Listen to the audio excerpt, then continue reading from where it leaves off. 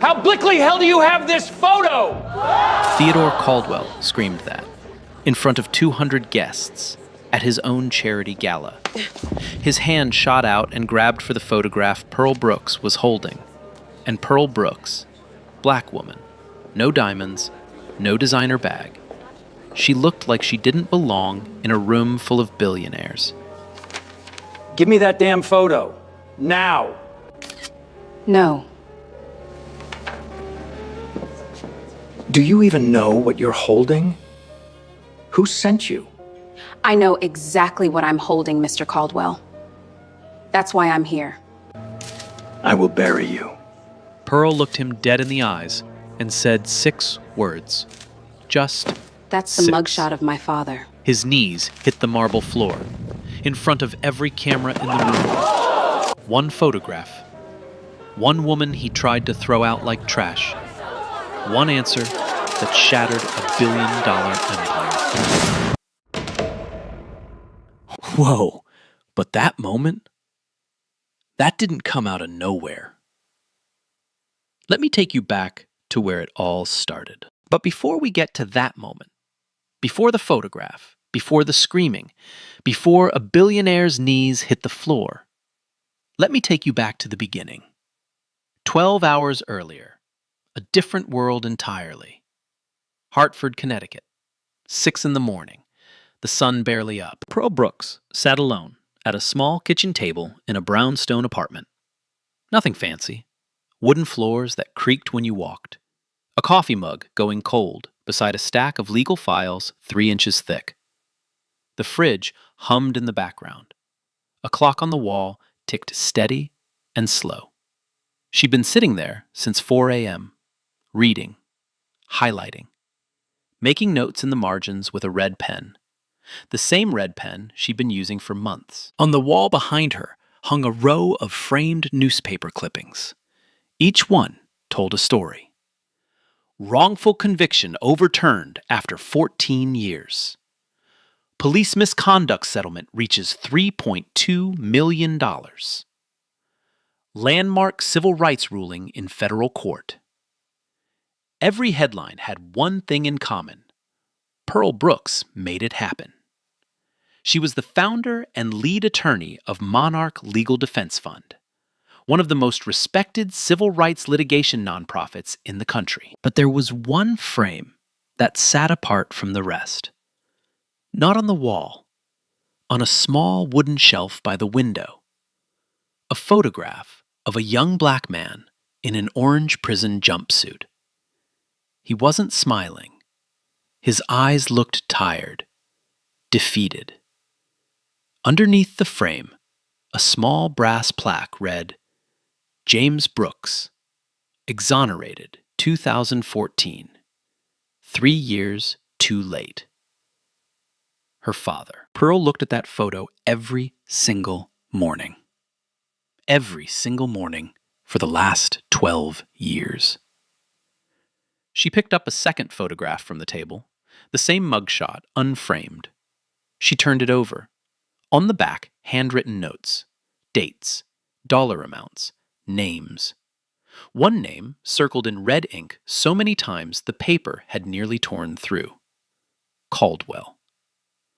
She slid the photograph into her leather portfolio, zipped it shut, took a breath. Her phone buzzed. A text from Senator Elaine Crawford. See you tonight. Stay steady. Pearl typed back. Always.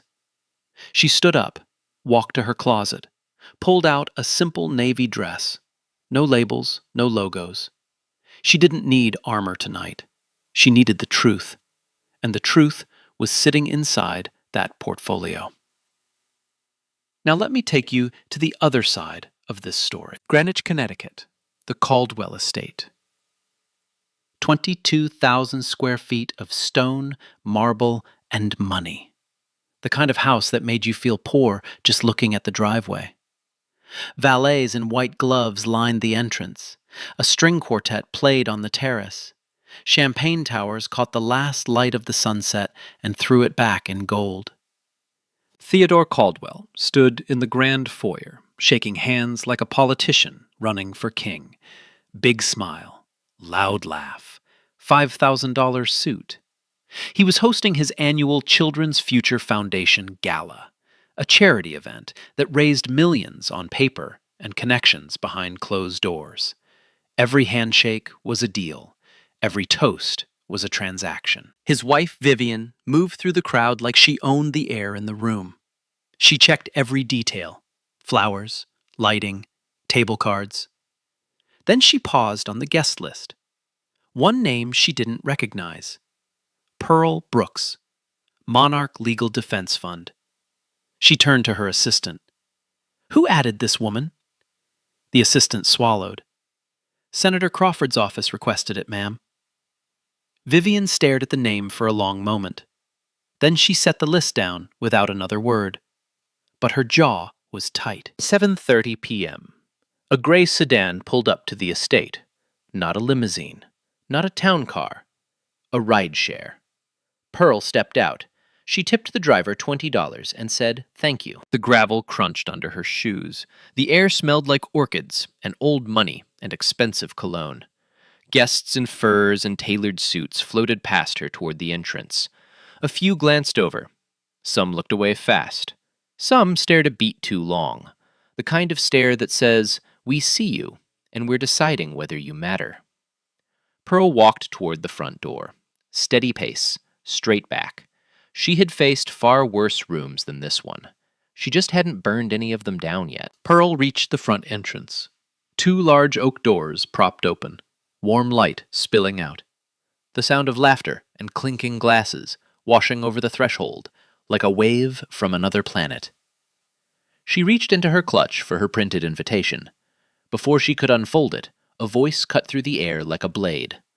"Well, well, well." Vivian Caldwell stepped into the doorway, champagne flute in one hand, diamond bracelet catching the light on the other. She looked Pearl up and down, slowly, the way you'd inspect something stuck to the bottom of your shoe. "And you are?" "Pearl Brooks. I'm on the guest list. I'm tonight's keynote speaker." Vivian tilted her head, let out a small laugh through her nose. "A keynote speaker? You?" She said it the way someone says, "That's cute," to a child who just said they want to be an astronaut. "Yes, ma'am. Invited by Senator Crawford's office." Vivian didn't check the list, didn't even glance at the invitation in Pearl's hand. She just sipped her champagne and smiled, the kind of smile that has teeth but no warmth. "I don't know what mix-up happened here, sweetheart, but I personally approve every speaker at this event. And I don't recall approving this." She gestured at Pearl. All of Pearl. Head to toe, like her entire existence was a clerical error. Pearl didn't move. "You can verify with your assistant. My name is on the list." "Oh, I'm sure it is. Diversity quota and all that. But let me be honest with you, and I'm doing you a favor here." Vivian leaned in, close enough that Pearl could smell the wine on her breath. "You don't fit. Look around. Look at this house. Look at these people. Now look at yourself. Do you really think anyone in there wants to hear a speech from someone who looks like she shops at a thrift store?" The words hung in the air. 2 guests standing nearby heard every syllable. One of them looked at the ground. The other suddenly became very interested in her phone. Pearl said nothing for 3 long seconds. Then she folded her invitation, slid it back into her clutch, and said, "I'll find my own way in." She stepped past Vivian. Their shoulders nearly touched. Vivian didn't stop her, but she turned to a woman beside her and said, loud enough for Pearl to hear, "They'll let anyone in these days. Next year I'm putting a dress code on the invitation.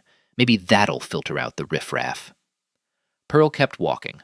She didn't look back. Inside, the ballroom was everything you'd expect from a billionaire's party, and nothing you'd expect from a charity event. Crystal chandeliers the size of small cars. Tables draped in white linen with centerpieces that probably cost more than Pearl's monthly rent. A 12-piece orchestra had replaced the string quartet. The air was thick with perfume and self-importance. Pearl moved through the room, and the room moved away from her. She approached a cluster of guests near the bar. As she got within 5 feet, the circle tightened. Shoulders turned inward. Conversations got quieter. Not one person looked at her. Not one person said hello. She tried again, walked toward a group by the silent auction table. A man in a charcoal suit saw her coming and physically stepped in front of her to block the table. He didn't say a word. He didn't have to. Pearl found her assigned seat. Table 19. The farthest table from the stage, tucked in a corner near the kitchen doors. Every other seat at the table had a name card, but the names belonged to people who clearly weren't coming. Empty chairs all around her. She'd been placed at the reject table. Strategically, deliberately. She sat down, alone. A young waiter, black, early 20s, nervous eyes, approached her quietly. He leaned down and whispered, "Ma'am, I think there's been a mistake with your seating. I can try to talk to someone." Pearl smiled at him. Warm. Genuine. The first real warmth she'd felt in this building. "What's your name?" "Devon, ma'am." "Devon, it's not a mistake. It's exactly where they want me. But thank you. Really." Devon nodded. He looked like he wanted to say more. Instead, he straightened up and walked away. But he glanced back at her once, and in that glance was something Pearl recognized, the quiet understanding between two people who know what it feels like to be invisible in a room full of people who think they're better than you. Pearl reached under the table and unzipped her portfolio. She pulled the photograph halfway out. Her father's face. That tired face. That defeated face.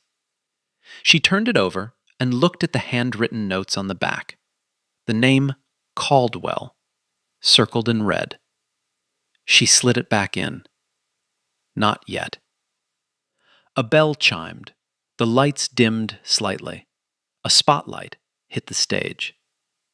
And Theodore Caldwell walked up to the podium like he was accepting an award for being alive. "Ladies and gentlemen, friends, partners, and fellow believers in a better tomorrow, welcome." Applause. Big applause. The kind that comes from people who owe you money, or want your money, or are afraid of your money. Theo launched into his speech. He talked about children, education, opportunity. The foundation had funded 32 schools in underserved communities, he said, built playgrounds, provided scholarships. He listed numbers like a man reading a receipt for his own generosity. Then he got personal. "Everything I am, everything this family has built, comes from a tradition of service. My father, Harrison Caldwell, served on the county commission for 19 years. He believed in justice. He believed in doing what was right, even when it was hard. He used to tell me, 'Theo, a man's legacy isn't what he takes, it's what he gives.' And tonight, we continue that legacy." More applause. Pearl's hand tightened around her water glass. Her knuckles went pale. Harrison Caldwell. Pillar of justice. She knew the truth. Harrison Caldwell was the man who sat in a back room in 1993 and pressured a witness to lie under oath. Harrison Caldwell was the man who arranged for $50,000 to be funneled through a shell company to pay that witness. Harrison Caldwell was the reason an innocent black man named James Brooks was convicted of armed robbery he never committed. Her father served 18 years. 18 years in a cell for a crime that never had his fingerprints on it. He developed cancer in year 15. He requested medical treatment. It was delayed, then denied, then delayed again. He died in 2011, alone, in a prison infirmary, on a mattress thinner than a phone book. 3 years later, DNA evidence cleared his name.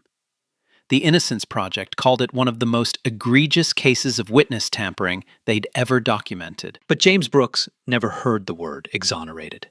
He was already in the ground. And now his daughter was sitting in the back of a billionaire's ballroom, listening to that billionaire's son call the man who destroyed her family a hero. Pearl set the water glass down, gently, carefully, the way you set something down when what you really want to do is shatter it. She looked at the stage. She looked at Theo, and she whispered something only she could hear. Not tonight. Soon. The applause faded.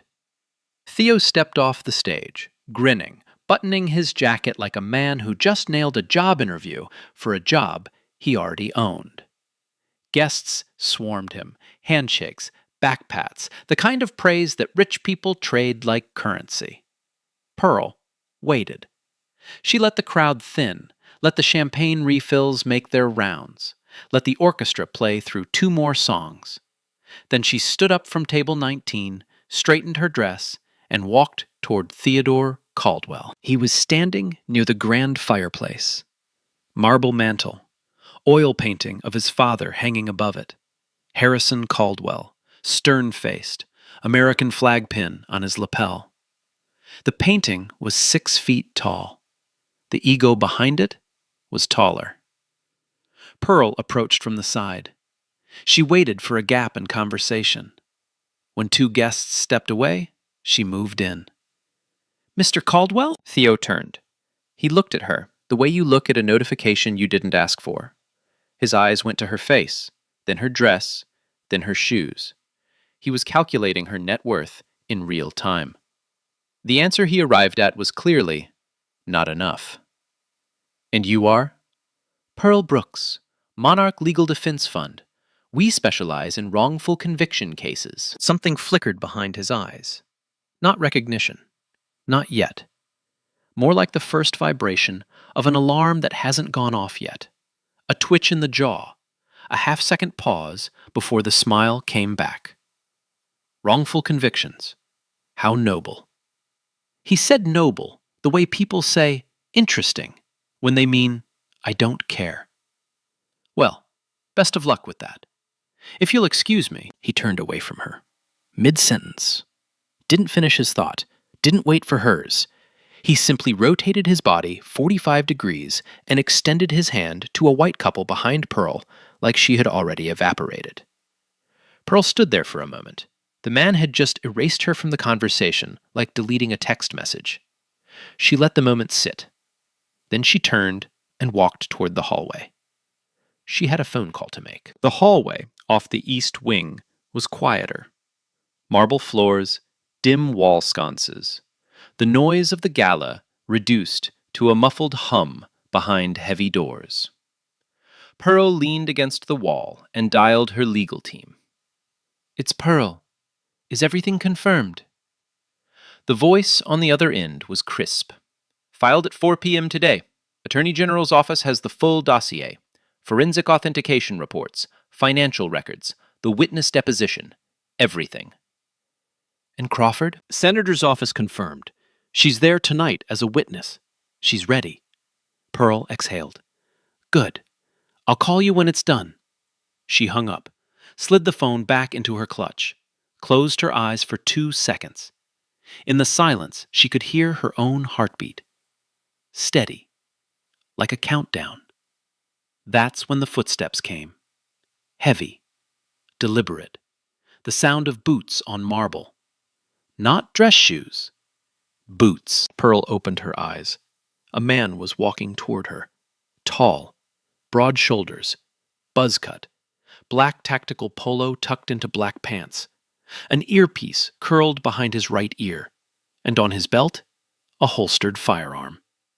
Officer Dale Perkins, off-duty cop, hired as private security for the Caldwell estate. He stopped 4 feet in front of Pearl, feet apart, chest out, hands on his belt, the stance of a man who had already decided how this interaction was going to go. "Ma'am, I need to see some ID." Pearl looked at him, calm. "I'm a guest. I have an invitation." I didn't ask for an invitation.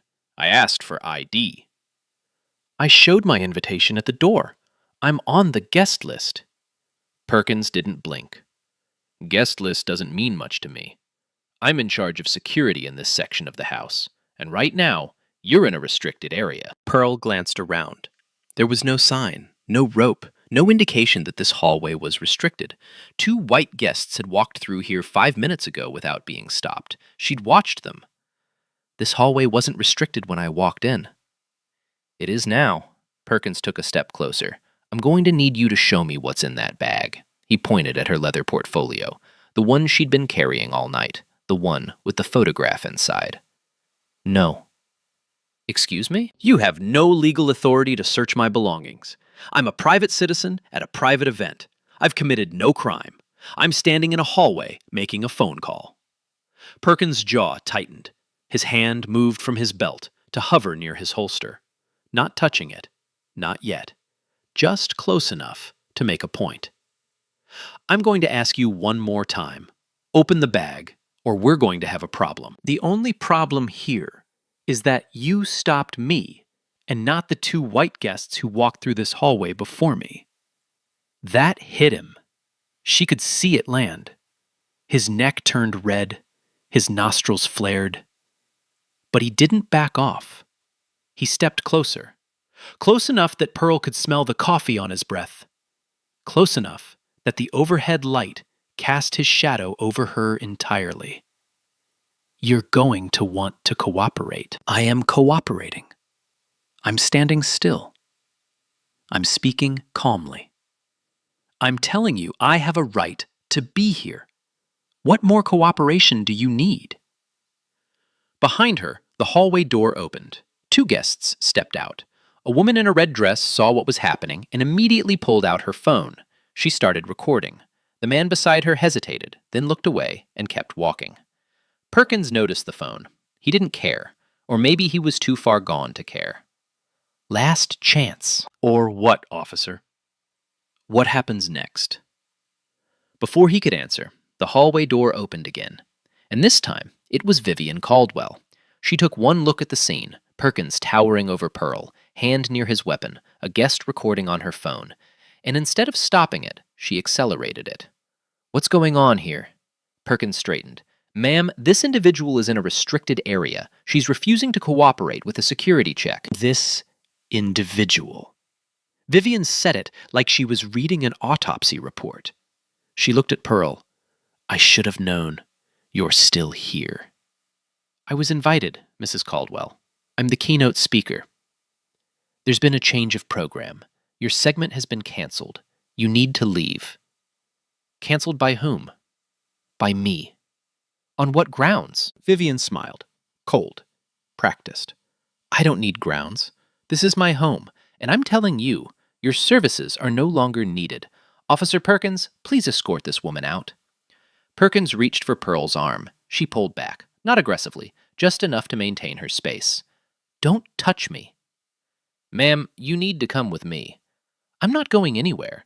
I'd like to speak with Mr. Caldwell directly. Vivian laughed. Short, sharp, like a bark. My husband doesn't have time for this. He's entertaining actual guests. More people gathered now. The hallway was no longer quiet. 6, 8, 10 guests watching, 3 phones recording. The muffled music from the ballroom played on like a soundtrack to something ugly. Pearl stood her ground. She didn't shout. She didn't cry. She didn't beg. She just stood there. One black woman against a wall of money and authority and contempt, and refused to disappear. Pearl reached into her portfolio. Slowly, every eye in that hallway was on her hands. Perkins tensed. Vivian stepped back half an inch. Pearl pulled out the photograph. Her father's mugshot. A young black man in an orange jumpsuit. Tired eyes. Broken spirit. 1993 stamped in the corner. She didn't explain it. She didn't give a speech. She just held it up and said to Vivian, very quietly, Show this to your husband. Tell him it's from 1993. He'll understand. Vivian looked at the photo. Confusion. Irritation. She snatched it from Pearl's hand. What is this nonsense? Just show it to him. Please. Vivian stared at Pearl for a long moment. Then she turned on her heel and walked back toward the ballroom, the photograph in her hand. Pearl lowered her arm, took a breath. The hallway was silent, except for the hum of the building and the distant clink of champagne glasses. She waited. The countdown had reached 0. Oh, hell no. Now, just imagine you're standing there. Invitation in your hand, name on the list, and they got an armed guard in your face telling you to open your bag. Now close your eyes and ask yourself, what would you do? Vivian walked back into the ballroom, holding the photograph between 2 fingers, like it was something dirty. She crossed the room to where Theo was standing near the bar, surrounded by 3 men in suits who laughed at everything he said. Theodore. He didn't turn. Theodore. He held up 1 finger, the universal sign for not now. Vivian grabbed his elbow, hard. He turned, annoyed. She shoved the photograph into his chest. That woman, the one I told you about, she insisted you see this. She said it's from 1993. She said you'd understand. Theo looked down at the photograph, and the world stopped. His fingers went stiff around the edges of the photo. The color drained from his face like someone had pulled a plug. His lips parted, but nothing came out. The glass of bourbon in his other hand tilted. Amber liquid spilled onto his sleeve. He didn't notice. He was staring at the mugshot of James Brooks, a young black man in an orange jumpsuit. 1993. But it wasn't the face that broke him. It was the back. He flipped it over, and there it was, his father's handwriting. He'd know it anywhere. The same tight, slanted cursive that signed his birthday cards and his trust fund documents. Dates, dollar amounts, a witness name, instructions on what to say, how to say it, when to say it. A step-by-step blueprint for destroying an innocent man's life. Theo's hand started shaking. The photograph trembled between his fingers. Where is she? Vivian frowned. Who? The black woman? She's in the east hallway. Perkins is handling. Theo was already moving. He shoved past his wife, past the men in suits, past the champagne tower. He crossed that ballroom like a man on fire. Guests stepped aside without knowing why. They just felt it. Something in the air had shifted. The temperature in the room dropped 10 degrees. He burst through the hallway door. Pearl was still standing exactly where Vivian had left her. Same spot, same posture. Hands folded in front of her. Waiting. Perkins was still there too. Still puffed up, still blocking her path. But when he saw Theo's face, white, twisted, eyes wild, he took a step back. Theo stopped 3 feet from Pearl. He held up the photograph. His hand was shaking so badly the photo looked like it was caught in a wind. How do you have this? Pearl didn't flinch. It belongs to me. How? This was private. This was locked away. How did you get your hands on this? A former employee of your household found it in your father's study 15 years ago. She kept it. She gave it to me. Theo's voice cracked. Do you know what this is? Do you have any idea? That's the mugshot of my father. Pearl's voice was steady, low, every word placed like a brick. James Brooks, convicted in 1993 of armed robbery, based on fabricated testimony. Testimony that your father, Harrison Caldwell, orchestrated, paid for, coached, word by word. The hallway went dead silent. 10 guests, 3 phones still recording. Nobody breathed. Pearl continued. My father served 18 years for a crime he didn't commit. He got cancer in prison. They denied him treatment. He died alone in a prison infirmary in 2011, 3 years before the DNA evidence cleared his name. Theo's mouth opened, closed, opened again. Nothing. The handwriting on the back of that photograph has been authenticated by 3 independent forensic analysts. The financial records showing a $50,000 payment to the witness have been traced through a shell company your father created.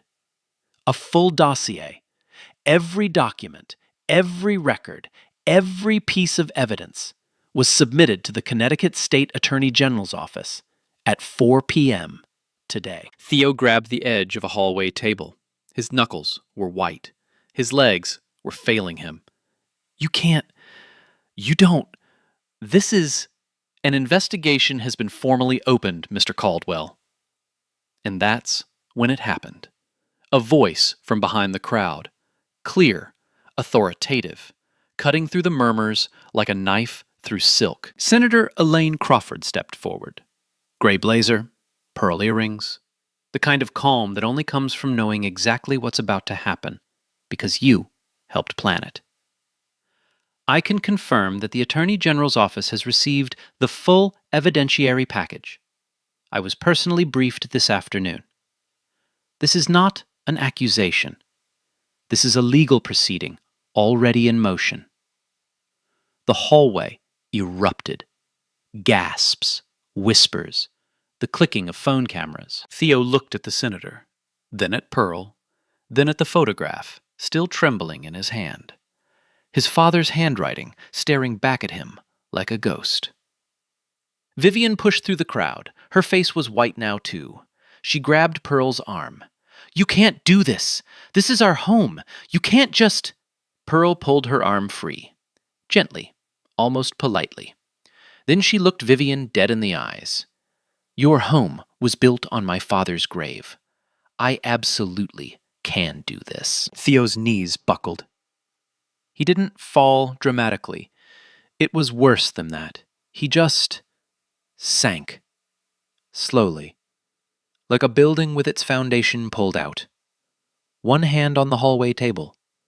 One hand still holding the photograph. His knees hit the marble floor with a sound that echoed off every wall. 200 guests. Dozens of cameras. One billionaire on his knees. And one woman still standing. For about 5 seconds, nobody moved. The hallway was frozen, like someone had pressed pause on the entire universe. Theodore Caldwell on his knees, Pearl Brooks standing over him, Senator Crawford beside her, and every phone in the room pointed at the same scene. Then everything exploded at once. Theo tried to stand. His legs wobbled. He grabbed the hallway table with both hands and pulled himself up. His face had gone from white to red. Panic was turning into damage control.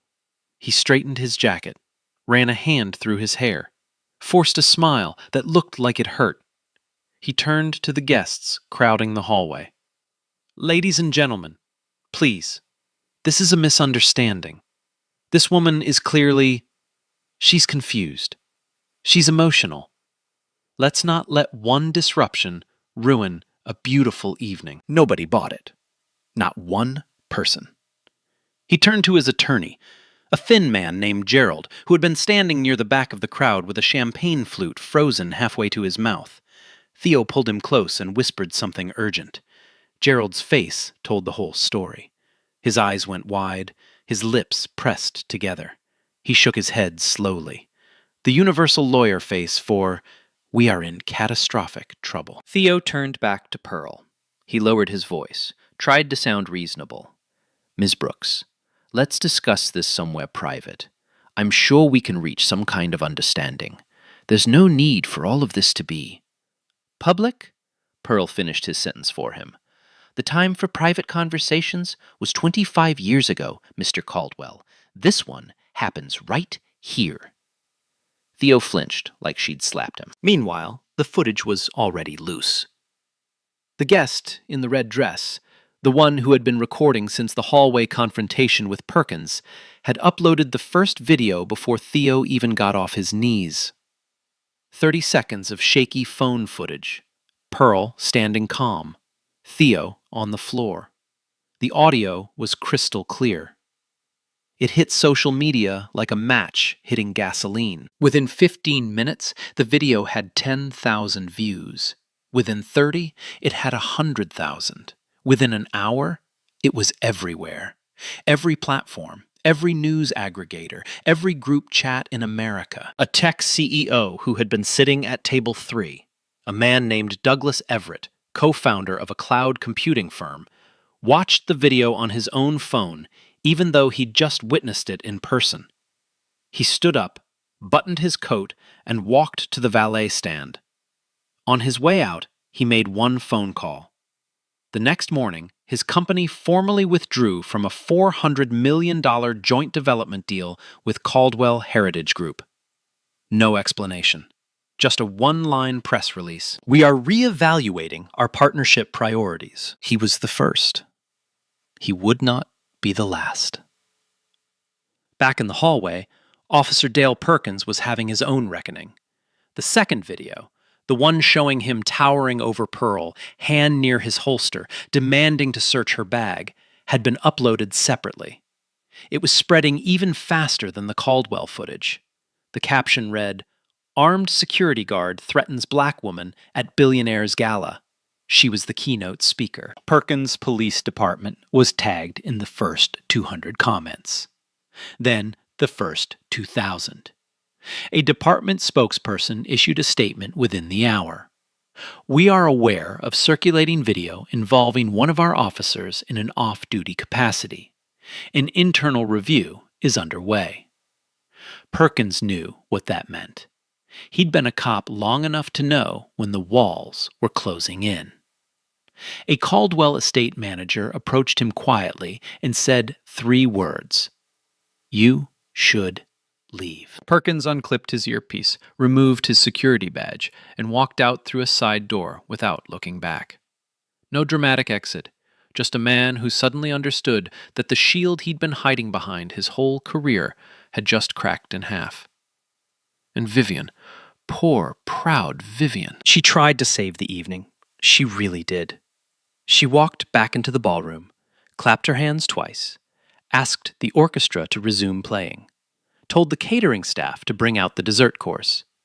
She smiled at the remaining guests like nothing had happened, like her world wasn't burning down around her designer heels. But the ballroom was emptying. Guests were leaving in clusters, coats were being retrieved, engines were starting in the driveway. The string quartet had already packed up.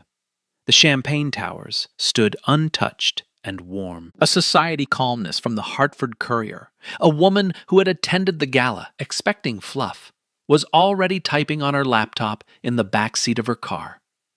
The headline she filed 20 minutes later would become the first of hundreds. Caldwell Charity Gala implodes after civil rights attorney drops bombshell. The last photograph taken that night was of Vivian, alone, standing in the center of an empty ballroom. Mascara streaked, champagne flute still in her hand, staring at nothing. That image would be reprinted more times than any photograph the Caldwell family had ever posed for. The morning after the gala, America woke up to Theodore Caldwell's face on every screen. Not the polished headshot from his company website, not the charity photo op with the oversized check. The image that led every broadcast was the one captured by a guest's phone. Theo on his knees, mouth open, eyes hollow, clutching a photograph like a man holding his own death warrant. The headline cycle was merciless. Billionaire confronted with evidence of family's wrongful conviction cover-up. Caldwell dynasty built on lies, says civil rights attorney. One photo, one woman, one empire falling. By noon, the Connecticut State Attorney General held a press conference. Short, controlled, no theatrics. She confirmed that her office had received a comprehensive evidentiary package from the Monarch Legal Defense Fund. She confirmed that the materials included forensic handwriting analysis, financial records, and a sworn witness deposition. She confirmed that a formal investigation into the wrongful conviction of James Brooks had been opened. She did not mention Theodore Caldwell by name. She didn't have to. Everyone already knew. Within 48 hours, the investigation moved faster than anyone expected. Forensic handwriting experts, 3 independent teams hired by the AG's office, publicly confirmed what Pearl already knew. The handwriting on the back of that mugshot belonged to Harrison Caldwell. Every letter, every stroke, no question. Then came the money trail. Financial records subpoenaed from Caldwell family trusts revealed a $50,000 payment made in March 1993, 2 weeks before James Brooks' trial. The money was routed through a shell company called Greenleaf Consulting, which had no employees, no office, and no purpose other than moving cash.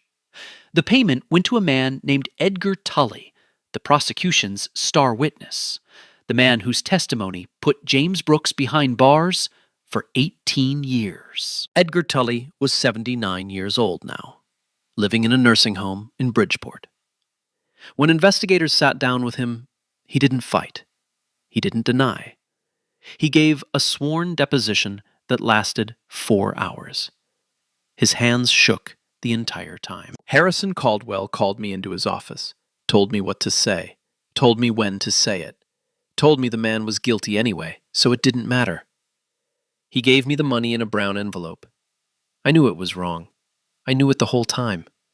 But I was broke, and Harrison Caldwell was the most powerful man in the county. You didn't say no to him. The deposition leaked. Of course it did. Within hours, it was everywhere. Cable news played excerpts on loop. Legal analysts called it one of the most damning witness statements in modern wrongful conviction history. And the dominoes didn't stop falling. Investigative journalist Diane Hollister, a Pulitzer finalist who had been quietly digging into the Caldwell family for 2 years, published a 4-part series in the Washington Herald. The series connected Harrison Caldwell to at least 3 other cases of civic corruption spanning 3 decades. Land deals where black homeowners were pressured into selling below market value. Zoning decisions that gutted minority neighborhoods to make way for Caldwell developments. Campaign donations that bought silence from local prosecutors. The Caldwell name didn't just crack. It shattered. Theodore Caldwell was subpoenaed to appear before a congressional oversight committee. He showed up in a Navy suit with his attorney beside him. He looked 10 years older than he had at the gala. His hands wouldn't stay still. His voice cracked on his opening statement. Then the questions started. And Theo did the only thing he had left. He invoked the Fifth Amendment. Again. And again. And again. 43 times in 2 hours. Every question met with the same rehearsed phrase. On the advice of counsel, I respectfully invoke my Fifth Amendment right. The image of Theodore Caldwell, sweating, stammering, hiding behind the Constitution he'd spent his whole life ignoring, trended nationwide for 3 straight days. Caldwell Heritage Group collapsed in slow motion. Municipalities canceled contracts.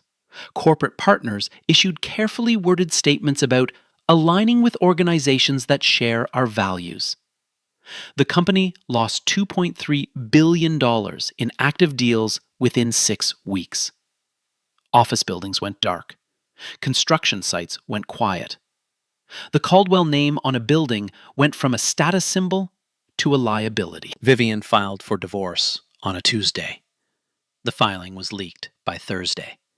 She cited irreconcilable differences.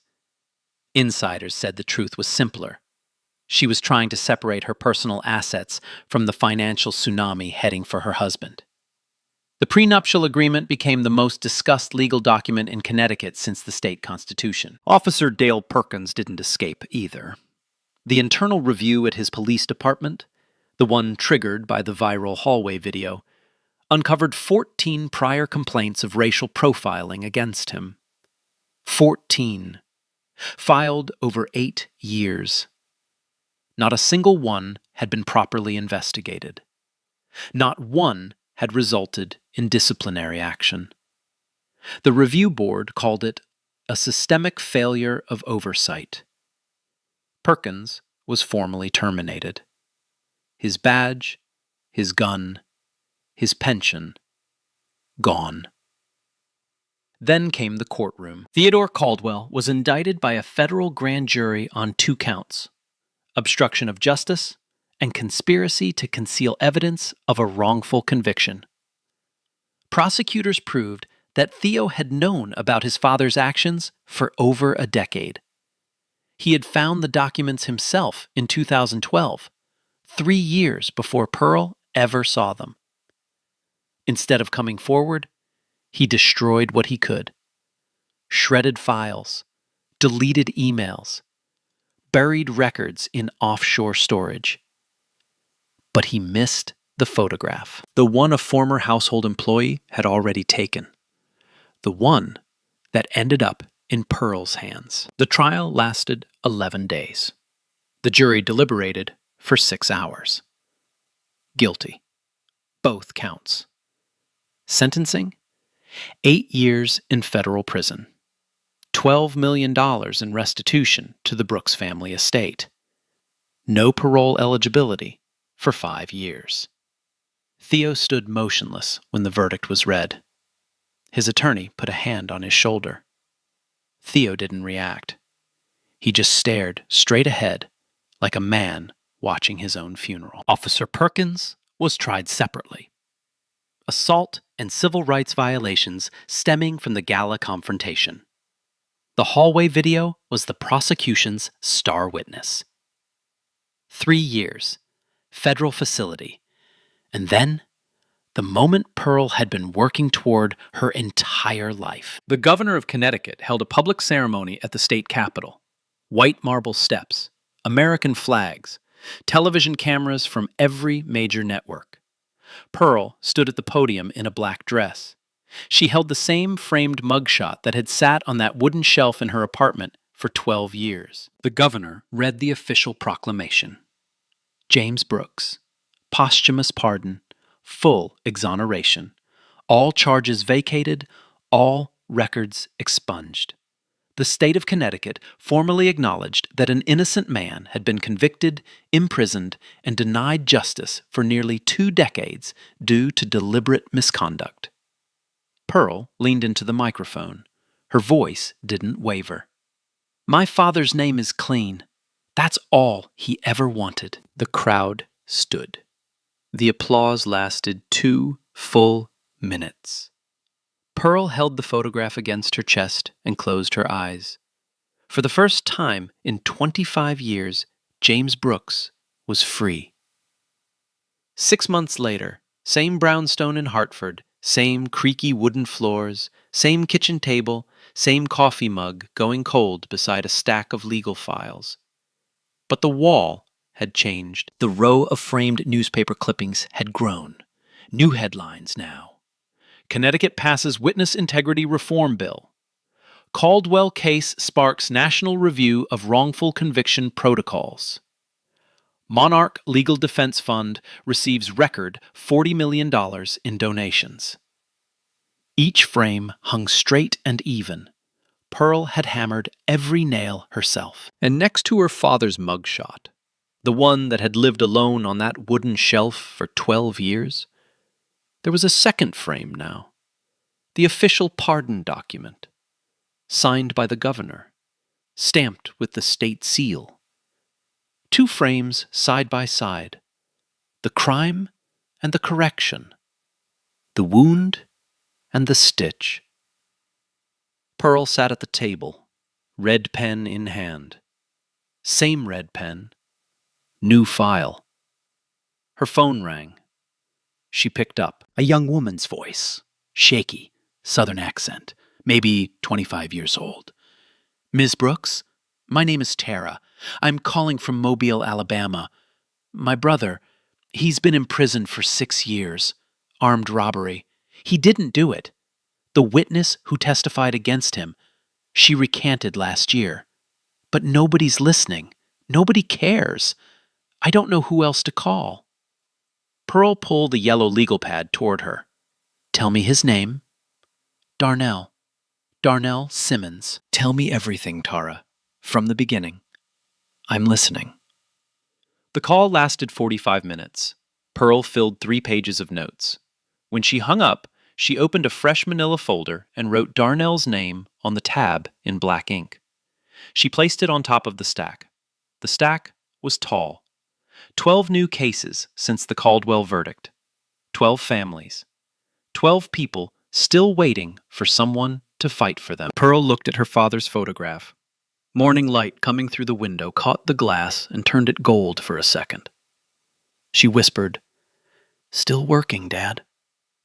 She picked up the red pen, opened the file, and got back to work. The camera pulls back, past the desk, past the clippings on the wall, past the 2 frames on the shelf, through the window of the brownstone where a black woman in a simple dress is doing what she's always done, fighting for people the system forgot. Now, before we go, let me tell you where they all ended up. Theodore Caldwell, currently serving his 8-year sentence at a federal minimum security facility in Danbury, Pennsylvania. His assets are frozen pending further civil litigation from 6 separate plaintiffs. The Caldwell Heritage Group has been dissolved. The family name that once opened every door in Connecticut now closes them. Vivian Caldwell, divorced, living in a rented 2-bedroom condo in Stamford. Ordered by the court to complete 500 hours of community service at a civil rights education center in Bridgeport. She has declined every interview request. Every single one. Officer Dale Perkins, serving 3 years at a federal facility in Virginia. His termination triggered a department-wide internal affairs review that resulted in 6 additional officers being disciplined for racial profiling and misconduct. The department adopted mandatory body camera protocols and implicit bias training. 14 years of ignored complaints finally had consequences. Senator Elaine Crawford, re-elected in November with the largest margin of victory in her career. She authored the Brooks Accountability Act, a federal bill mandating independent oversight of witness testimony in all capital and felony cases. The bill passed the Senate with bipartisan support. It is currently awaiting a House vote. And Pearl Brooks, still in Hartford, still at that kitchen table, still answering the phone when nobody else will. Pearl Brooks didn't walk into that gala looking for revenge. She walked in looking for the truth. And sometimes, the truth doesn't just set you free. It brings the people who buried it to their knees. The truth is patient, but it always arrives. Man, 3,300 wrongful convictions since 1989. That's real. Now imagine it's your dad, your brother, your son. What would you do? Tell me in the comments. And if this one hits you, like, share, subscribe. Next week's story, even crazier.